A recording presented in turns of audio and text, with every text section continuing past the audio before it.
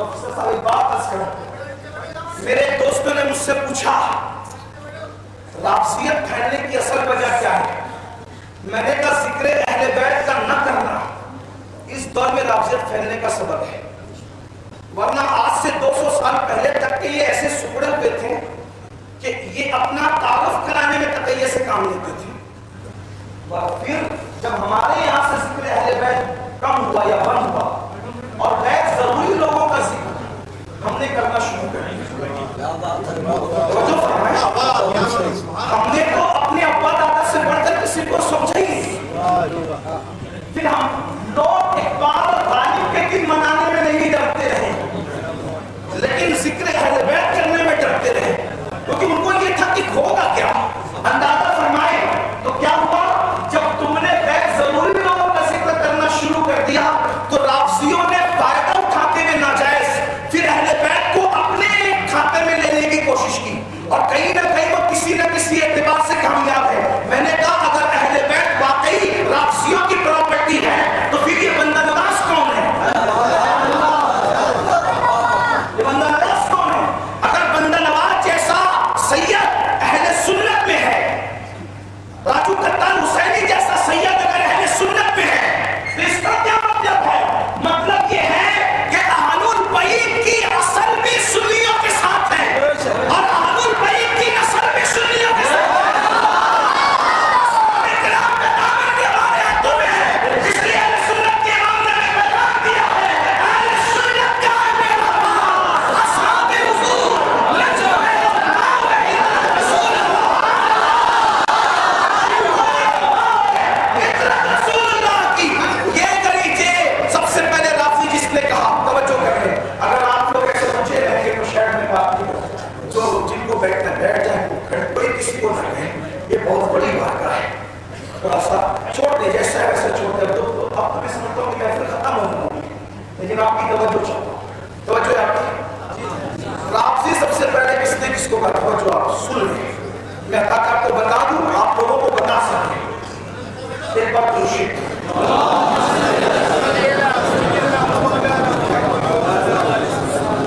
आपको कोई नहीं बोलेगा भाई, जब दो तरफ से बोलते हैं ना तो मुनाजरा होता है, टकरार नहीं होती है। मैं मुनाजरा करने नहीं है, मैं बस ये सबक सुनाने है, इसलिए आप ना बोले मुझे इसलिए बोले थे, बस सब मिलकर लगे रात में भी खुशी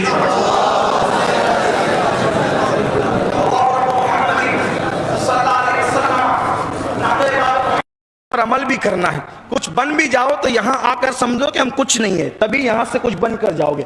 एक बार फिर दुरूद शरीफ पढ़े तो बात आगे बढ़े। रब्बे सल्ले व सल्लिम दाइमन अबदा अला हबीबिका खैरुल खल्क़ि कुल्लिहिम। तो ये अगर आपको कोई कहता है कि अहले बैत की मोहब्बत राफजियत है तो उसको बोलना नहीं, ये झूठ है। अहले बैत की मोहब्बत राफजियत नहीं है, सहाबा का बुग़्ज़ राफजियत है। और सबसे पहले जिसने जिसको राफजी कहा वो कहने वाला कौन है? ज़ैद शहीद, ये बंदा नवाज के जद हैं। बंदा नवाज ज़ैदी सैयद है, बंदा नवाज ज़ैदी। ये ज़ैद कौन है? हज़रत ज़ैद, इमाम ज़ैद। इमाम ज़ैद इमाम ज़ैनुल आबिदीन के बेटे हैं, ठीक। और इमाम ज़ैनुल आबिदीन किसके बेटे हैं? इमाम हुसैन के बेटे हैं। तो आपको पहले मैं बता दूं कि ये हज़रत ज़ैद थे कैसे आदमी और ये क्या शान के लोग हैं। इमाम ज़ैद ने एक मरतबा इमाम मोहम्मद बाकिर से पूछा कि भैया जब देखो जब बाबा रोते ही रहते हैं, रोते ही रहते हैं, ये इतना क्यों रोते हैं, ऐसा क्यों रोते हैं? तो उस वक्त हज़रत इमाम बाकिर ने कहा, मेरे भाई जो बाबा ने देखा है अगर वो हम लोग भी देख लेते ना तो हमारा भी वही हाल होता। जो दुख इन्होंने सहा है, अगर ये दुख पहाड़ों पे डाला जाता तो पहाड़ भी रेजा रेजा हो जाते। वो दुख सहे हैं, इमाम ज़ैनुल आबिदीन ने वो दुख सहे हैं कि करबला के बाद कभी मुस्कुराया नहीं, करबला के बाद कभी ठंडा पानी पिया नहीं, करबला के बाद कभी नरम बिस्तर पे सोए नहीं। आंसू थे और सिर्फ आंसू थे। खताओं का बदला लूंगा और जो हकदार नहीं है फिर मैं उनसे बदला लूंगा। तो हजरत इमाम ज़ैनुल आबिदीन पाक के शहजादे इमाम मोहम्मद बाकिर ने कहा, ठीक है अगर जाना ही है तो मेरे भाई अपने आप को सैयद जाहिर करके मत जाना, अपने आप को अहलुल बैत बताकर मत जाना। एक काम करो, अगर तुम ये कहोगे हम सैयद हैं, सादात हैं, अहलुल बैत हैं, तो इनके गुस्से और बढ़ जाएंगे, इनका हसद और बढ़ जाएगा, इनकी नालायकी और बढ़ जाएगी। ठीक है, अपने आप को ताजिर जाहिर करो कि मैं ताजिर हूं, और ताजिर जाहिर करके फिर जाओ बदला ले लो। हजरत इमाम ज़ैद ताजिर बन करके निकले। तारुफ हो रहा है ताजिर हैं, ताजिर हैं, ताजिर हैं। और आप जानते हैं ताजिर लोग क्या होते हैं? ताजिर तो 250 रुपए की चप्पल बेचने के लिए भी अल्लाह की झूठी कसम खा लेता है।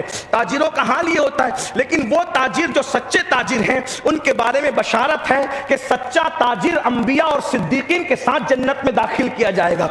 लेकिन अब सच बोलता कौन है? बहरहाल अल्लाह अकबर, ताजिर बन करके निकले। जुमा का दिन था, मस्जिद में मैं नमाज पढ़ूंगा, लाख कंट्रोल किया। भाई ताजिर कहला सकते थे, ताजिर बन तो नहीं सकते थे ना। अल्लाह अकबर, इसलिए कि खून की असलियत बदलती तो नहीं है ना नाम बदलने से।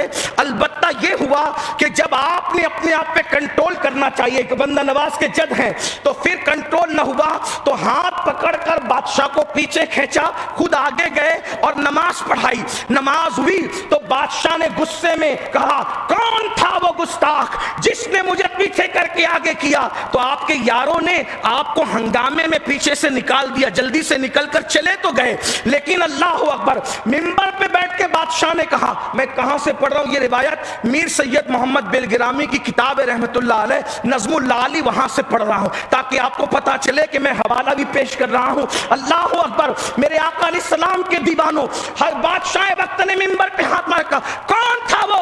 तो सबने शोर किया ताकि वो तवज्जो हट जाए। वो ताजिर था, ताजिर था, ताजिर था। तो उस वक्त बादशाह ने दूसरे दान पे हाथ मार के कहा, अल्लाह की कसम, किसी ताजिर में इतनी ताकत नहीं हो सकती कि वो बादशाह का बाजू पकड़कर पीछे खींचे। अगर ये अल्लाह ने किसी को जुर्रत दी है, या तो दूध फातिमा है या तो खूने अली है, उसके अलावा ये काम कोई नहीं कर सकता। हर किसी लल्लू पप्पू का काम ही नहीं है बादशाहों को पीछे खींचना। ये काम तो वही कर सकते हैं जिनकी रगों में दूध बतूल हो या खूने अली मुर्तजा हो। दुश्मन को भी एतराफ है कि दूध बतूल कितना बहादुर बनाता है और खूने अली बहादुर कितना क्यों ना बनाए। क्यों?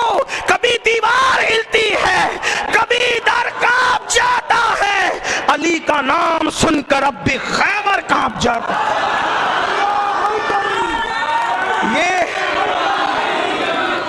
ये इमाम ज़ैद, या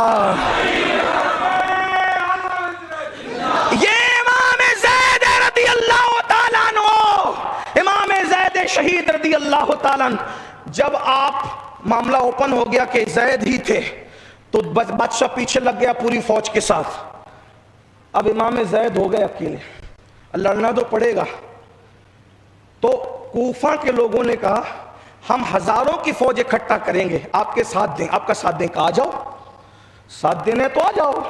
अभी मौलाना तनवीर साहब फरमा रहे थे कि ये दर तो वो दर है कि सबको समेटा जाता है, यहाँ तो समेटने ही का काम।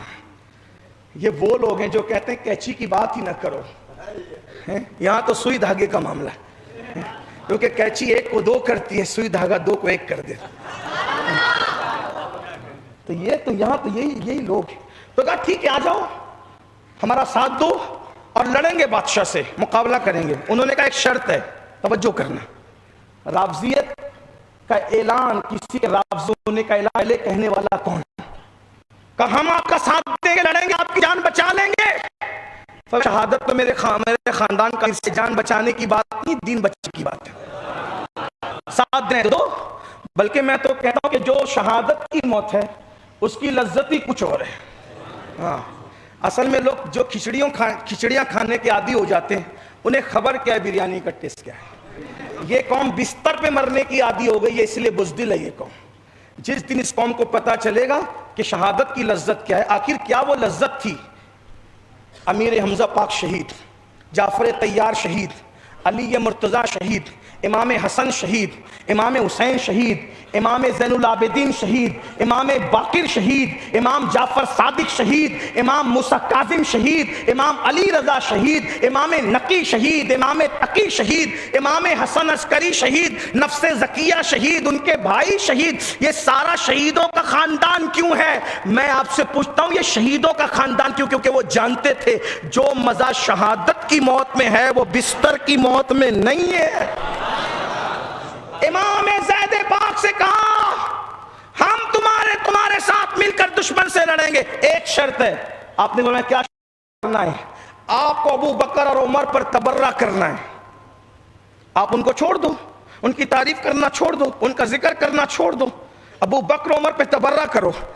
तो बताए इमाम ज़ैद ने क्या कहा? मैं कहां से पढ़ रहा हूं इसको मुफ्ती आज़म मक्का अल्लामा इब्न हजर मक्की रहमतुल्लाह अलैह ने अपनी किताब में लिखा है, जो मैं सिर्फ थोड़ी शरह के साथ, ताकि बच्चों को भी समझ में आ जाए, कम पढ़े लिखों को भी समझ में आ जाए, उसको थोड़ी शरह के साथ बयान कर रहा हूं। मफहूम बिल्कुल यही है, अल्फाज इधर उधर होंगे, मफहूम यही है। हजरत इमाम ज़ैद से जब कहा अबू बकर उमर से आप तबर्रा, उन पे तबर्रा करो, छोड़ दो उनको, तो हजरत इमाम ज़ैद ने क्या कहा पता है? जान की परवाह नहीं की, जंग की परवाह नहीं की, कुछ किसी की परवाह नहीं की। फरमाया निकल जाओ यहां से, मुझे तुम्हारा साथ नहीं चाहिए, क्योंकि तुम राफ़ज़ी हो गए हो।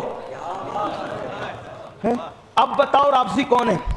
सहाबा को छोड़ने वाला राफ़ज़ी है या फिर अहले बैत से मोहब्बत करने वाला राफ़ज़ी है? तो इसीलिए मैं आपसे कहता हूं, हमारे हर बुजुर्ग ने मोहब्बत अहले बैत का सबूत दिया है। और आका अलैहिस्सलाम की हदीस है, अपनी औलाद को सबसे पहले 3 बातें सिखाओ, नबी की मोहब्बत, अहले बैत की मोहब्बत और कुरान। आज लोग कहते हैं लोग बच्चे मुर्तद हो रहे, क्यों हो रहे? जो पहला सबक था वो सिखाया ही नहीं। अगर नबी ये पाक की मोहब्बत पिला देते, अहलुल बैत की मोहब्बत पिला देते, अगर कुरान सिखा देते, तो तुम्हारे बच्चे मुर्तद नहीं होते। इसलिए कि जब उनके दिलों में अहले बैत की मोहब्बत होती और कोई अल्लाहु अकबर दुनिया की रंगीनियां दिखाता, तो उनको करबला का वो मंजर याद आता कि दीन कितना कीमती है। मैं आखिर में इंशाअल्लाह वो बात, अगर वक्त रहा तो अर्ज करूंगा कि वो कैसा मंजर था करबला का। 5 मिनट ही सही, लेकिन उस पर बात अर्ज करूंगा ताकि आपको एहसास हो। तो आका ने क्या फरमाया? मेरी अहले बैत के मामले में मेरे जानशीन बनना। इमाम आजम ने वो हक अदा किया, इमाम शाफी ने वो हक अदा, और जिसने अहले बैत से मोहब्बत की उस पर इल्जामात लगे उस पर। और हमारे यहाँ तो मोहब्बत अहले बैत का हक क्या है?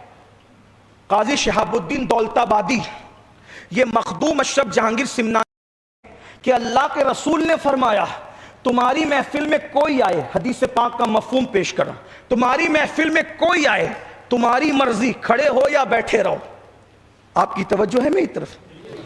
काजी शहाबुद्दीन दौलताबादी का तारुफ पेश कर चुका, मखदूम अशरफ जहांगीर सिमनानी के खलीफा हैं। और ये बुजुर्ग लोग खिलाफत किस तरह से देते थे आप जानते हैं, कैसे छान फटक करके देते थे। अल्लाह अकबर। काजी शहाबुद्दीन दौलताबादी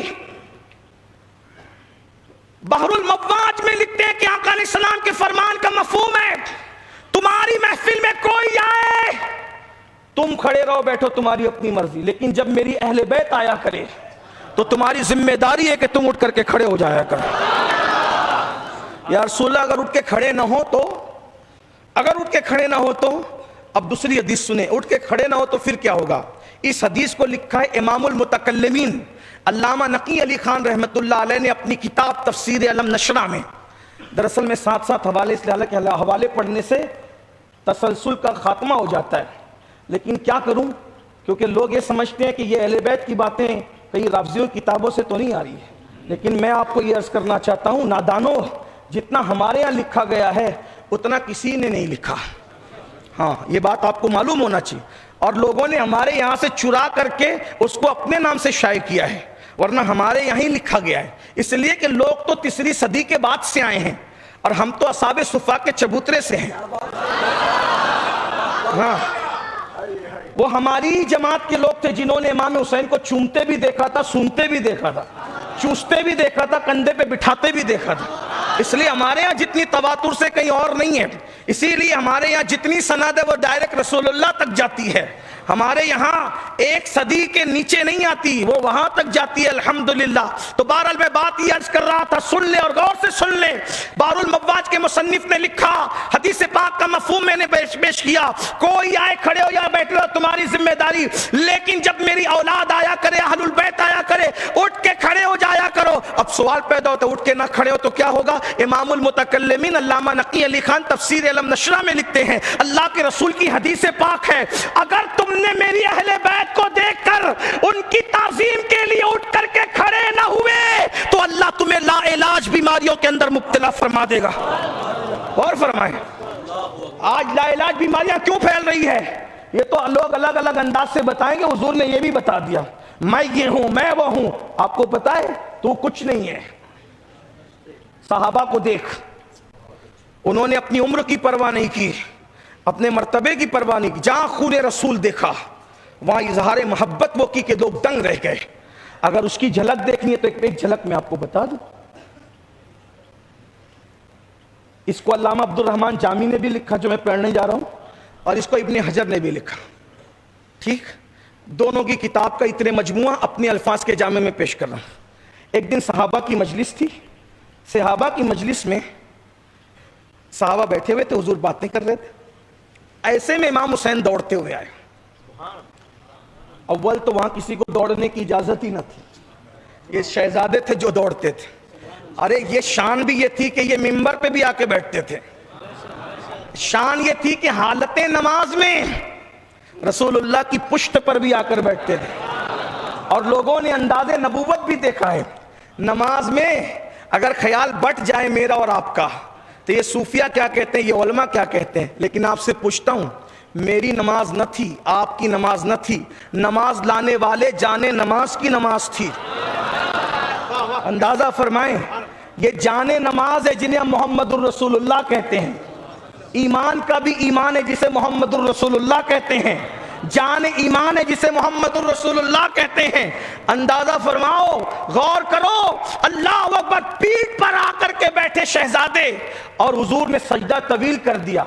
और जब पूछा गया हुजूर कोई बात हो गई थी, तो फरमाया इसलिए लंबा किया सजदा कि इस ख्याल से मतलब ख्याल कुछ और भी था। किसका? सैयदुल मासूमीन का। सैयदुल मासूमीन का किस ख्याल से? कहा कि मेरा हुसैन पीठ पे बैठा था, तो मैंने सोचा कि अगर सजदे से सर उठाऊंगा तो हुसैन गिर न जाए। हुसैन के गिरने के ख्याल से हमने सजदे को तवील कर दिया।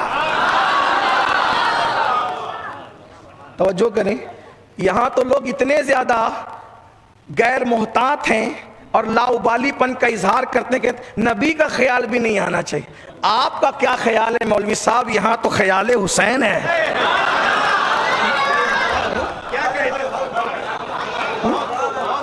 ख्याल हुसैन है।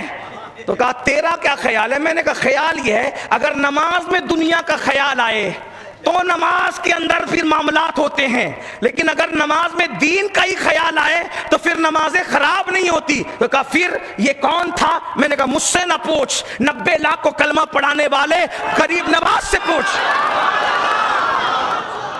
अरे सबके बच्चे फितना है, सबके बच्चे आजमाइश है, सबके बच्चे दुनिया है, लेकिन ये नबी का शहजादा जिसके लिए सजदा तवील हुआ है, या गरीब नवाज ये था कौन जिसके लिए सैयदुल मासूमीन ने इनके ख्याल से सजदा तवील किया? तो मेरे गरीब नवाज कहते हैं शास्त हुसैन, बादशाह हुसैन, दुनिया हुसैन नहीं, दीन हुसैन, हुसैन। और सिर्फ दीन नहीं, दीपना हुसैन, सरदाद नदाद दस्त दर दस्ते यजीद, हक्का की बिनाए ला इलाहा हुसैन। तेरा बेटा दुनिया है, नबी का बेटा दीन है। और सिर्फ दीन नहीं है, दीन को बना देने वाला भी है। हाँ, और फिर शाह भी का और बादशाह। यहाँ क्या डिक्शनरी का जिक्र करूं, लुगत का क्या जिक्र करूं पढ़े लिखे लोगों के दरमियान, लेकिन इतना अर्ज करूंगा, शाह उसको कहते हैं जो दिलों पर हुकूमत करता है, और बादशाह उसको कहते हैं जो जिस्मों पे हुकूमत करता है। गरीब नवाज हिंदुस्तान के बादशाह कह रहे हैं मेरा हुसैन वो है जो दिलों पे भी हुकूमत करता है और जिस्मों पे भी हुकूमत करता है। शास्त हुसैन, बादशाह हुसैन, दीनस्त हुसैन, दीपनास्त हुसैन, सरदाद नदाद दस्त दर दस्ते यजीद, हक्का की बिनाए ला इलाहा। बात दूर न जी हुई है। हुजूर की महफिल में इमाम हुसैन दौड़ के तशरीफ लाए, हुजूर से लिपट गए। अब हुजूर से लिपटे तो हुजूर चूमने लगे। कायनात के बड़े बड़े वली जिसके नाम पे अंगूठा चूमते हैं, वो रसूल जिसको चूमते हैं उसे हुसैन कहते हैं।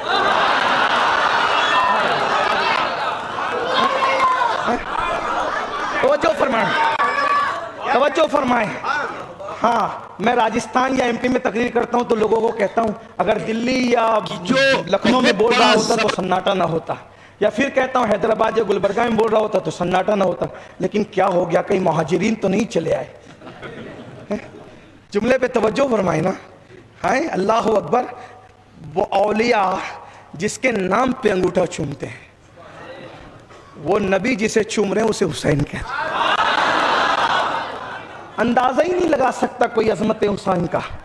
लेकिन ये बात भी कह दूं, मैं अभी अफजल तफजील और मफजूल का तस्करा नहीं करूं, मैं तो सिर्फ फजाइल पढ़ रहा हूं, इसलिए आपका दिलो दिमाग किसी तरफ और नहीं जाना चाहिए।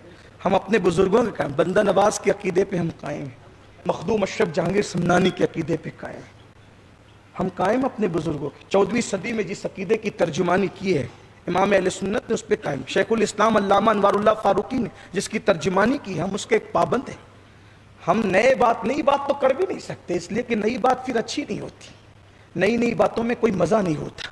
ये इतनी दमदार बातें हैं कि ये कभी फरसूदा नहीं होती। ये नई भी नहीं है लेकिन पुरानी भी नहीं है, इसलिए कि पुरानी शायरों की शायरी हो सकती है, रसूलुल्लाह के फरामीन कभी पुराने नहीं हो सकते। हाँ, ये खास बात है। हुजूर का हर फरमान हर दिन नई शान के साथ जाहिर होता है, बल्कि लोगों को तो पता नहीं कब समझ में आएगा, किस वक्त समझ में आएगा। अल्लाह अकबर। तो सुन ले, बात को तवील न करते। इमाम ने जब तशरीफ लाए तो गोद में बैठ गए, हुजूर ने चूमना शुरू किया और चूमते चूमते साहबा तो सभी बैठे थे, लेकिन हुजूर मुखातिब थे हजरत जाबिर इब्न अब्दुल्ला अंसारी से, इसलिए कि फिर हुजूर की निगाह फिर निगाह है और कोई गैब क्या, तुमसे नेहा हो भला जब ना खुदा ही छुपा तुम पे करोड़ों दुर। हम ऐसे किसी नबी को नहीं जानते जिसे दीवार के पीछे ही खबर ही ना हो। हम तो उस नबी पर ईमान लाए जो फर्श पे बैठ करके अर्श को देखता है, जो कहता है कि मैं तुम्हारा रुकू भी देखता हूं और तुम्हारा खुशू भी देखता हूं। पीठ के पीछे रुकू करने वालों के रुकू पर भी नजर है, रुकू तो बहरहाल फिर भी नजर आता है, लेकिन खुशू तो दिल की कैफियत का नाम है। आका फरमाते हैं मैं तुम्हारा खुशू, अरे खुशू वाले को खुद का खुशू कभी नजर नहीं आया, लेकिन ये निगाहे नबूवत है, लोगों के खुशू को भी देख लेते हैं, ये हुजूर की शान है। तो बहरहाल आका ने फरमाया जाबिर ये मेरा बेटा हुसैन है। जी या रसूल अल्लाह, ये मेरा बेटा हुसैन है। जी या रसूल, ये मेरा बेटा, इधर आ, मेरे हुसैन की शादी होगी, फिर इसके यहाँ बच्चे होंगे, फिर इसके यहाँ उन बच्चों में एक बच्चा होगा, उसे दुनिया ज़ैनुल आबिदीन कहेगी। अभी इमाम हुसैन 5 साल के हैं, पोते का नाम भी रखा जा रहा है। हाय हाय क्या शान है इन लोगों। और इमाम हुसैन तो, बल्कि इमाम ज़ैनुल आबिदीन तो वो खुशनसीब पोता है, उनके दादा का नाम भी हुजूर ने रखा अली, दादी का नाम भी हुजूर ने रखा फातिमा है। इमाम ज़ैनुल आबिदीन के दादा का नाम भी हुजूर ने रखा अली, दादी का नाम रखा फातिमा, अब्बा का नाम भी रखा, बड़े अब्बा का नाम भी रखा हसन हुसैन, फुप्पी का नाम भी रखा जैनब, और फिर इनका नाम भी रख रहे हैं। और अभी इमाम 5 साल के हैं, इसलिए कि जब हुजूर ने पर्दा फरमाया तो 7 साल से ज्यादा की उम्र नहीं थी। 4 हिजरी में विलादत हुई इमाम हुसैन की, 11 हिजरी में हुजूर का विसाल हुआ। 7 साल से ज्यादा तो कोई बता ही नहीं सकता। बहरहाल ये वाकया जब पेश आया तो 5 साल की कुछ उम्र थी। कहा इसकी शादी होगी, बच्चे पैदा होंगे, एक बेटा होगा जिसे दुनिया ज़ैनुल आबिदीन कहेगी। मखलूक ही सिर्फ ज़ैनुल आबिदीन नहीं कहेगी, क़यामत के दिन अर्श के नीचे से ऐलान होगा कि आबिदों की जीनत चलाए तो उस वक्त मेरे हुसैन का बेटा आएगा। यानी औरों को उनके नाम से पुकारा जाएगा, लेकिन हुसैन के शहजादे को, अली इब्ने हुसैन को आबिदों की जीनत के नाम से पहचाना जाएगा। ये बंदा नवाज के दादा होते हैं, जद है बंदा नवाज के, जिसे आबिदों की जीनत कह के बुलाया जाएगा। ठीक, फिर का उसकी भी शादी हो जाएगी। हाय हाय, हालांकि करबला के बाद होगा ये सब मंजर। कुछ लोग इसमें डंडी मारते हैं, पूरा जोड़ तोड़ लगा रहे हैं कि नहीं वो तो इतने साल के थे, मैं तो उतने साल में। कहा इमाम मुस्लिम को तो, इमाम मुस्लिम की जो किताब है सही मुस्लिम, उसके शारे इमाम नौवी को तो मानते हो ना। उन्होंने लिखा कि इमाम ज़ैनुल आबिदीन की उम्र करबला के अंदर 11 साल की थी। तहज़ीबुल कमाल को तो मानते हो ना। तहज़ीबुल कमाल का मुसन्निफ लिखता है इमाम हुसैन की विलादत, इमाम ज़ैनुल आबिदीन की विलादत 51 हिजरी में हुई थी। कुछ लोगों ने दूसरा कौल भी लिखा है, लेकिन क़राइन बताते हैं कि उनकी उम्र इतनी छोटी थी कि दाढ़ी के बाल भी नहीं निकले थे मैदान करबला में। वजह इसलिए कि इब्ने जियाद ने कहा था, जरा इस बच्चे को चेक करो तो ये बालिग है कि नाबालिग। अगर नाबालिग होगा तो छोड़ देंगे, बालिग होगा तो कत्ल कर देंगे। तो आखिर किसको चेक करना पड़ता है? अगर कोई बाप बन चुका है तो क्या उसकी दाढ़ी नहीं होगी? तो क्या दाढ़ी वाले भी नाबालिग होते हैं? इब्ने जियाद के दरबार की गुफ्तगू बता रही है कि उस वक्त इमाम ज़ैनुल आबिदीन की उम्र बहुत कम थी। तो 5 साल के बच्चे की बात का एतबार क्या है? इसीलिए कहते हैं सब मनगढ़ंत है। ये बात है, अब आपको समझना चाहिए। इस पे मैं कोई जवाब देने नहीं खड़ा हूं, लेकिन कभी बात होगी तो बात होगी। लेकिन अभी मैं फजाइल पढ़ रहा हूं। तो बहरहाल आका ने फरमाया इस ज़ैनुल आबिदीन की शादी होगी, उसके यहां भी बच्चे पैदा होंगे, उसके यहां एक बेटा होगा, उसका नाम मोहम्मद बाकिर होगा। यानी पर पोते का नाम भी रख दिया। तवज्जो फरमाया। आप इतनी हल्की सुभान अल्लाह कहें तो मुझे डर लगता है कि अब गुलबर्गा शरीफ वाले थक गए, तो फिर जिक्र अहले बैत मुकम्मल हो जाना चाहिए फिर। इसलिए की बात मैं लोगों से अक्सर कहता हूं, जब मैं इस्लाही बयान करता हूं मुझे परवाह नहीं होती कोई चुप है, बोल रहा है, सो रहा है, खा रहा है, कोई परवाह नहीं होती। लेकिन जब मैं अपने आकाओं का जिक्र करता हूं तो फिर मेरा ख्याल होता है सब मेरे साथ साथ चला करें। लोग कहते हैं जिक्र अहले बैत पे तो इतना चिल्लाता क्यों? मैंने कहा इसलिए इतना चिल्लाता हूं कि जो ना सुनना चाहे वो भी सुने। इसलिए कि हजरत नूह अलैहिस्सलाम का आवाज मौजूद है कि अल्लाह मैंने जब उन्होंने कानों में रूई ठोंसी तो मैंने चिल्ला चिल्ला कर तेरा पैगाम पहुंचाया ताकि ना सुनना चाहे फिर भी सुने। तो मैं सुन्नते नूह पर अमल करता हूं कि ना सुनना चाहे फिर भी कान तक पहुंचे, इसलिए कि यही मेरी जिंदगी है, यही मेरी बंदगी है। इंशाअल्लाह इसी के सदके मेरी नजात है। तवज्जो फरमाएं। फरमाया कि फिर ज़ैनुल आबिदीन का बेटा होगा, उसका नाम मोहम्मद बाकिर होगा। और फिर फरमाया ओ जाबिर, अल्लाह तुझे लंबी उम्र दे, हाय हाय हाय, तुम्हें लंबी उम्र दे। मेरा मोहम्मद बाकिर तुम्हारे घर आएगा, मेरा बेटा तुम्हारे घर आएगा। जब तुम्हारे घर आए तो उसको मेरा सलाम कहना। जब मेरा बाकिर तुम्हारे घर आए उसको सलाम कहना। एक बात ये भी कह दूं, आका की हदीस है, अगर लंबी उम्र चाहते हो तो मेरी अहले बैत से मोहब्बत किया करो। हजरत जाबिर से करा, फरमाया तेरी उम्र लंबी होगी, मोहम्मद बाकिर तेरे घर आएंगे, उनको मेरा सलाम कहना। अब हजरत जाबिर कितनी लंबी उम्र, आंखों की बिनाई कमजोर हो गई, घर से निकलना बंद कर दिया, चलना फिरना बंद कर दिया, घर ही में रहते थे, कहीं नहीं जाते थे, बस सारे मामला घर में थे। जिसको फैज लेना होता था घर आता था। इमाम मोहम्मद बाकिर की उम्र 5 साल की थी कमोबेश तो किसी ने इमाम ज़ैनुल आबिदीन पाक से कहा कि हमारे घर में कोई मरीज है, उसको भेजें, शहजादे को भेजें ताकि मरीज पर नजर पड़े, आले रसूल की तो शिफा हो जाए। आप आए या उनको भेज दे, तो उनको भेज दिया। शहजादे गए मरीज की इयादत के लिए। जिस चीज के लिए भी किसी ने कान में कहा, इस मोहल्ले में आपके नाना के सहाबी रहते हैं और उनका नाम जाबिर है, मिलना पसंद करोगे? कहा क्यों नहीं, मेरे नाना के सहाबी हैं। ये अहले बैत और सहाबा के दरमियान मोहब्बतें थी, यगानत थी। फिर तीनों ने पता नहीं कैसा बना करके पेश किया कि सारा तोड़ मरोड़ करके रख दिया अपने पेट की आग को बुझाने के लिए। वरना ये वो लोग हैं जो यक जान यक दिल थे, ये यकजान यक दिल थे। अल्लाह अकबर। हुजूर की आल भी, हुजूर के असहाब भी एक दूसरे से सच्चा प्यार करते। बहरहाल तो अर्ज ये कर रहा था, आपके नाना के साबी रहते, मिलेंगे? कहा क्यों नहीं, मेरे नाना के साबी चलो।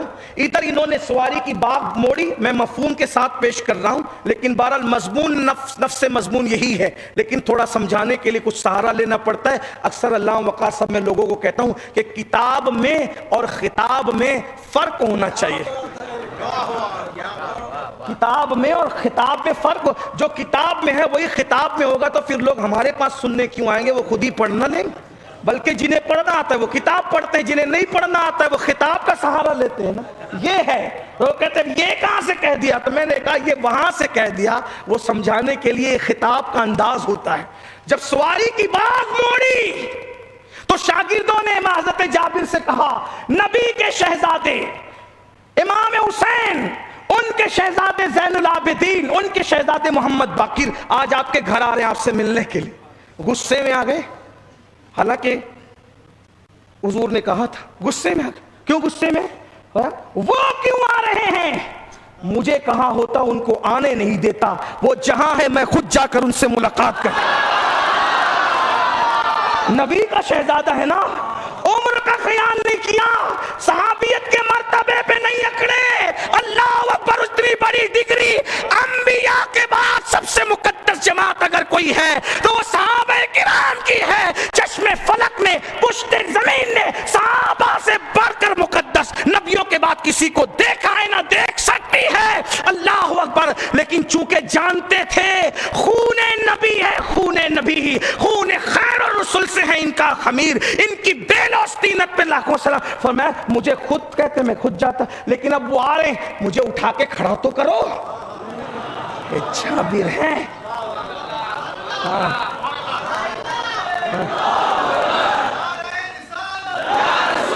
अरे मुझे उठा के खड़ा तो करो। और जब खड़ा किया, हजरत जाबिर की सवारी नजरें कमजोर हो चुकी थी, इस्तिकबाल के लिए दरवाजे तक गए और हजरत जाबिर आए। जब नजरें कमजोर हो जाती है तो पकड़ने वाले अपने अंदाज से पकड़ते हैं, वो आप जानते हैं, मैं वो बताऊंगा नहीं।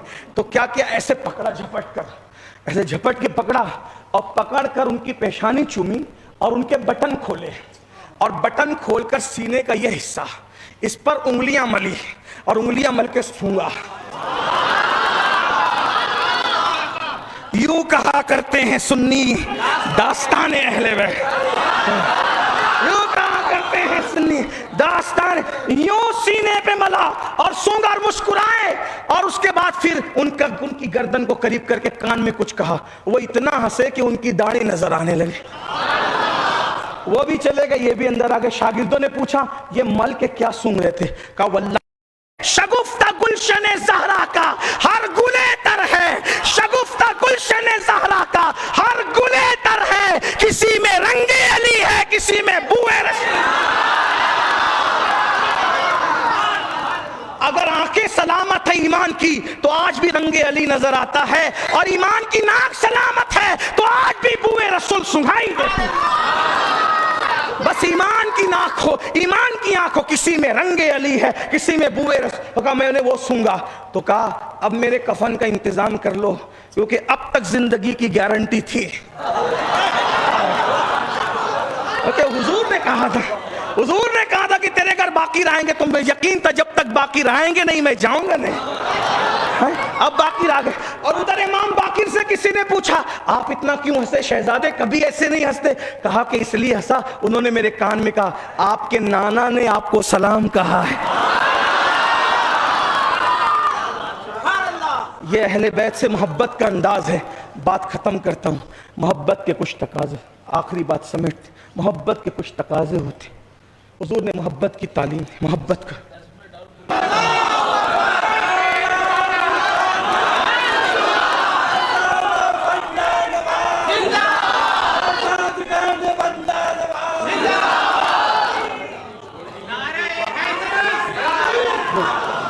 शुक्रिया।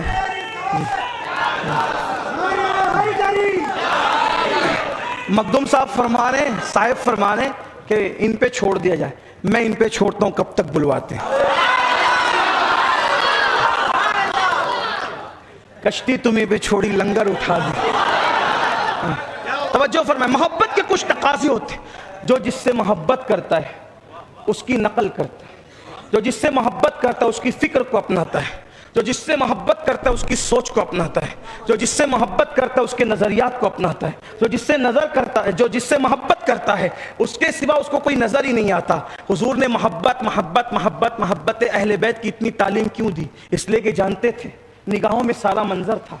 जो क़यामत तक के हालात बताएं कि क्या सन 61 हिजरी के हालात उनके सामने नहीं होंगे? मेरे भाइयों, ये तक बता दिया। कौन सी बूढ़ी औरत किस मकाम पर खाना लेकर आएगी, हुजूर ने ये तक बता दिया था। और फिर सैयदना इब्ने अब्बास कहते हैं नबी के घर का बच्चा जानता था कि इमाम हुसैन करबला में शहीद होंगे। ये अचानक का कोई हादसा नहीं था, ये तो हुजूर ने बहुत तफसील से बताया। तो हुजूर की निगाहों में था कि एक दिन ऐसा आएगा कि दीन पहचानने के लिए लोग यजीद को खड़ा करेंगे ताकि हुजूर की मेहनतों का खात्मा किया जा सके। इसलिए इमाम ने फरमाया अहले बैत से मोहब्बत करना, और बल्कि ये तक कहा मैं तुम में दो भारी चीजें छोड़ करके जा रहा हूं, दो भारी, इनका दामन पकड़ोगे तो गुमराह नहीं होंगे। मतलब गुमराही से बचना है तो देखना पड़ेगा अहले बैत किधर है। हर एक को चेक करने के लिए उसका हक पे होना देखा जाएगा, लेकिन हक को चेक करने के लिए अली का होना देखा जाएगा। हाँ, हमें पता करना है कि हक पे कौन। अल्लाह वकार हक पर है नहीं, मुफ्ती अब्दुल रशीद साहब हक पे नहीं, मुफ्ती मौलाना तनवीर साहब है, फुला साहब हक पे नहीं। दलील लाओ, दलील लाओ, दलील लाओ। लेकिन जब हक को चेक करना होगा तो फिर ये देखेंगे अली किधर है, मेरा मौला किधर। क्यों? क्योंकि हुजूर ने फरमाया अल हक को माल अली व अली जुन माल हक। हक अली के साथ है, अली हक के साथ है। हुजूर ने फरमाया ए अल्लाह, मेरा अली जिधर जिधर जाए हक उधर उधर जाए।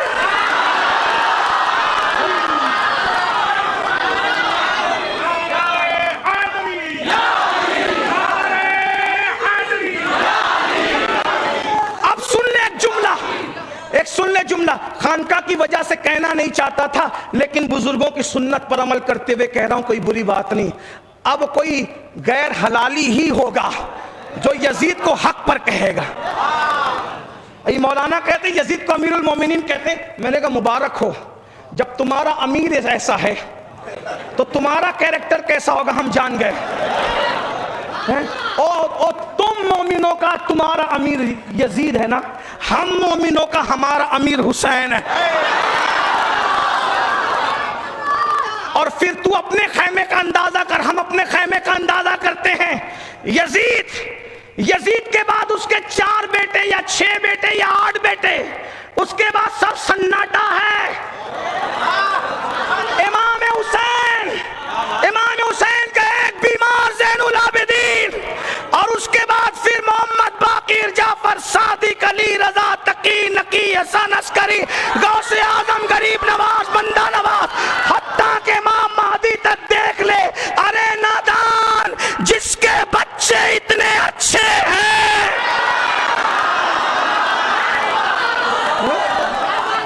जिसके बच्चे इतने अच्छे हैं, इनका बाबा हुसैन कैसे किरदार का मालिक। तेरा यजीद तुझे मुबारक, हम किसने रोका, ये तो नसीब की बात। मेरे एक भाई ने कहा वो फुला आपका दोस्त कह रहा था कि अमीनुल कादरी जो है वो शहादत बयान करता है तो रोता है। मैंने कहा हाँ रोता हूँ। कहा क्यों रोते हो? मैं कहा मैं तो नहीं रोता, जाता है। तो बोले न रोया कर। मैंने कहा ये तो नसीब की बात है। कोई गजल सुन के रोता है, कोई सीरियल में हीरो हीरोइन के जुदाई के मनाजिर देख के रोता है, और किसी को हुसैन पाक की मोहब्बत में रोना। नसीब है, अपने अपने नसीब है। मुझे न रोको, इसलिए कि अगर हम रिया करें तो अल्लाह की बारगाह में खड़े होना है, लेकिन अगर इमाम अली मकाम की मोहब्बत, अरे तेरा बाप मरे तो तेरे आंसू नहीं थमते। गौर कर, ऐसे रोता है कि रोते रोते बेहोश होता है। क्यों रो रहा है? कि बाप की मोहब्बत में। जब तू बाप की मोहब्बत में पाबंद नहीं है तो जिसकी मोहब्बत के लिए हुजूर ने कहा कि मेरे बाद मेरी तरह इनसे मोहब्बत करना है? क्या आका नहीं रोए? सबसे पहले जिसने करबला बयान किया उस खतीब को जिब्रील अमीन कहते हैं, और जिसने सबसे पहले करबला सुना उस सुनने वाले सामे को सैयदुल मासूमीन मोहम्मदुर रसूलुल्लाह कहते हैं। जिब्रील बयान कर रहे थे वो भी रो रहे थे, रसूलुल्लाह सुन रहे थे वो भी रो रहे थे। देख ले, आप मिशकात उठा के पढ़ ले, तिरमिजी उठा के पढ़ ले, हुजूर अलैहि सलाम ने रोया, आंखों से आंसू जारी हैं। और बल्कि बाद शहादत से पहले भी रोया, शहादत के बाद भी रोया। इब्ने अब्बास ने वो ख्वाब बयान किया, उम्मुल मोमिनीन उम्मे सलमा ने वो ख्वाब बयान किया। लोग कहते हैं ख्वाब है, मैंने कहा सहाबी जब ख्वाब बयान कर देता है उसूल हदीस के मुताबिक फिर उसकी हैसियत ख्वाब की नहीं रहती, उसकी हैसियत हदीस की हो जाती है। जाके पूछो उलमा से, वरना अगर ख्वाब ही था तो क्या बात है आसनुल कसस की। फिर एक ख्वाब पर पूरी सूरत नाजिल हो रही है, एक ख्वाब पर पूरी सूरत नाजिल हो रही है और उसको आसनुल कसस कहा जा रहा है। क्या बातें करते हैं लोग।